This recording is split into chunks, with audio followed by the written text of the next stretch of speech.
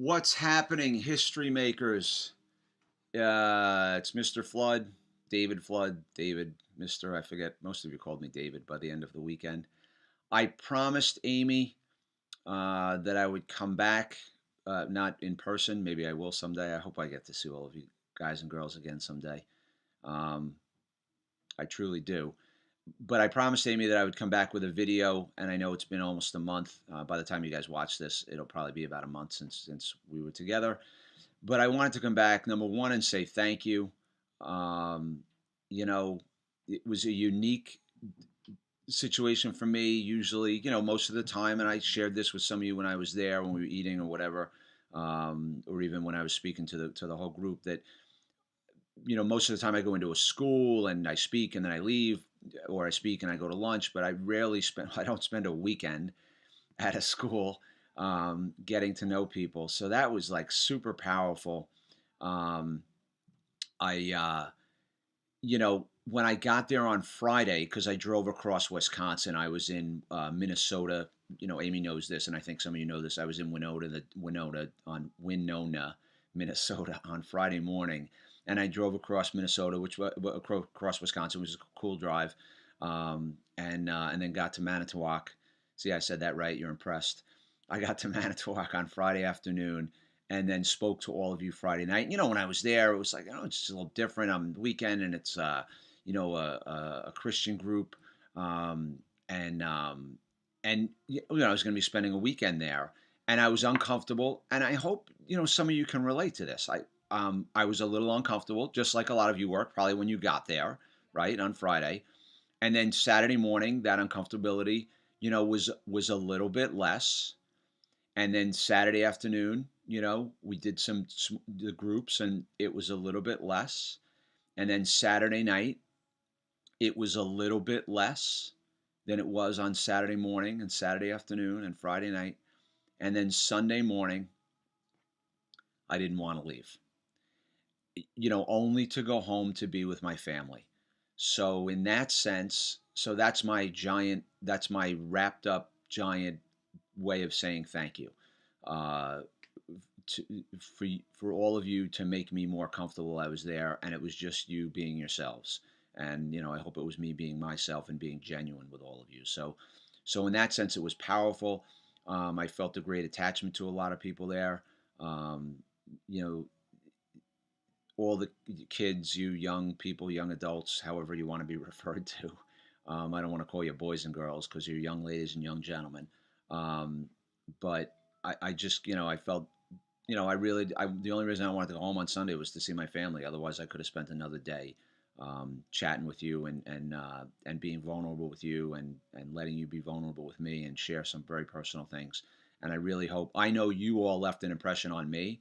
I certainly hope I left an impression on you. What I said, not me, but what I said and things I shared with you. So, and a special thank you to the person, and he knows who he is, who made this for me, which is not left my pocket except for when I change my pants. But it goes with me everywhere um, that I go now, and it's a rosary with just 10 beads on it, one decade, 11 actually, and then a beautiful crucifix. So thank you to the person who made this for me, Kevin and Jerry. You know who you are. So I hope you also remember the challenges that I gave you to look on the inside of people. I think that's what Christ would want us to do. I think that's what he told us to do every day. I think that's what he did. You know, um, he basically hung out with people other than the apostles, and they weren't perfect. They were far from perfect. But he basically hung out with people, lepers, um, and thieves, and people who would be looked down on in society. He looked on the inside. He saw good in those people. He brought out good in those people. That's an even deeper message where I'm sure a lot of your pastors and a lot of people that teach you and spiritual teachers would go with you. Um, to man, it's hard to change yourself. It's really hard to change someone else. But boy, did he bring out the goodness in others. And I think he's the ultimate teacher on how to look on the inside of others. So um, always be looking on the inside. And if you start in a place with people, when you first meet someone, or even after you've met them for the 100th time, if you look at them and before you even say anything to them, we're thinking your first thought should be, you know what, that person's just like me on the inside. Whether they're black, white, blue, green, Catholic, Lutheran, Jewish, Hindu, Buddhist, Muslim, they're just like me on the inside. Just like me on the inside. Same stuff flowing through their veins as flows through mine every day. Look on the inside. Second challenge, reach out, show respect for, and say thank you to two adults who have influenced you, who have mentored you, who have helped you, who you look up to.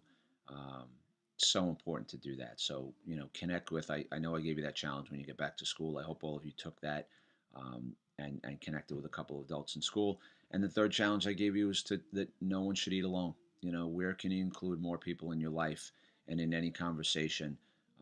And you certainly, um, as uh, history makers, have an obligation, a duty, um, to let your light shine. Let the light shine that's within you. Um, where there's darkness, let me bring light, um, from St. Francis prayer. So no one eats alone. That's just a powerful, powerful thing. I think it's not about the conversation; it's about the company. It's about the company. I had an absolutely outstanding time with you. Like I said, I really, really, really hope I hope I run into you one day in Wisconsin, or in an airport or wherever. You know, I really, really do, because so many of you touched my heart in so many ways that day. It was a tremendous weekend for me.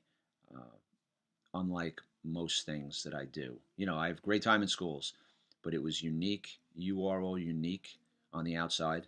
We're all alike on the inside. But my time with you was unique. I will cherish it. I will never forget my time there. Um, and I hope we get the chance. I hope all of us get a chance to spend time together again. Merry, Merry, Merry Christmas. God bless all of you. Love you guys and girls. Have a great week.